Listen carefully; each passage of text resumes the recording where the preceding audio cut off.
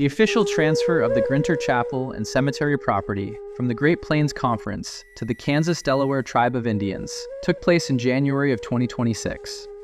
A ceremony was held in early March to celebrate the occasion, with Bishop Wilson in attendance, as well as other cabinet members and conference staff.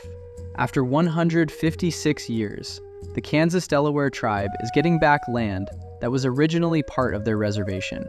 Although the land was not confiscated like so many other parcels that once belonged to Native peoples, the return of land to tribes is still a rare occurrence. After 156 years, for us to get property back that was originally part of the Delaware Reservation, where we are standing right here was part of the Delaware Reservation.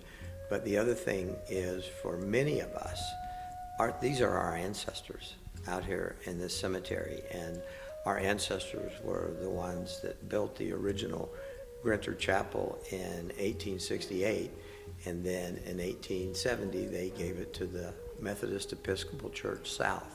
So it means a lot to have it back. Besides the transfer of ownership, the Great Plains Conference invested over $300,000 in repairs and renovations. Yeah, I arrived here in November 22, and I remember visiting with Scott Brewer, and he was telling me about Grinter Chapel, knowing I was Native American, about what was happening. And he said, we'll probably get it done soon. Well, it's taken several years. But the neat part, I tell people, I said, this is not done because of me. The Great Plains Conference started long before I got here. And the fact that we not only deeded the land back, the church back, but also giving funds to help them get at least part of it repaired there. So the history of this building is so unique. This building, this property, is the result of a gift that was given in part due to hardship, due to continual displacement, and by the choice of the Grinter family to give a portion of their allotment of land to one of the predecessor denominations of the United Methodist Church to start undertaking ministry. And so, because there are still quite a few Grinters who are active members of the tribe now, it really gave us an opportunity, I think, to both transfer that gift back to the heirs of the Grinter family, but also to give it with a gift and a blessing that says, please go forth and continue to use this building in ministry and to the glory of God. And so it's like I said, it's been a long process. There's been a lot of complications along the way, but it really, you still can really feel places where God's presence has really been felt and made a difference in this whole situation. A lot of work went into renovating the building after an unfortunate incident that left most of the chapel inaccessible.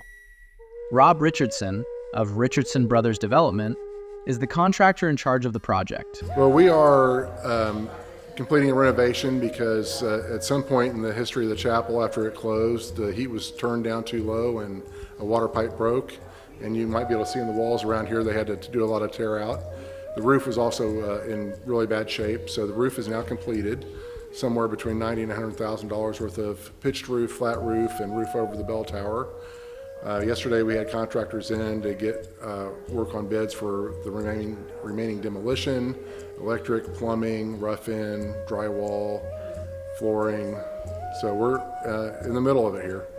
Scott Brewer, who was an integral part of the process, as well as Bishop David Wilson, were both honored by Chief David. Now, if you'll please bow your heads for the spring prayer. Earth teaches me renewal as the seed that rises in the spring. Earth teaches me to forget myself as melting snow forgets its life.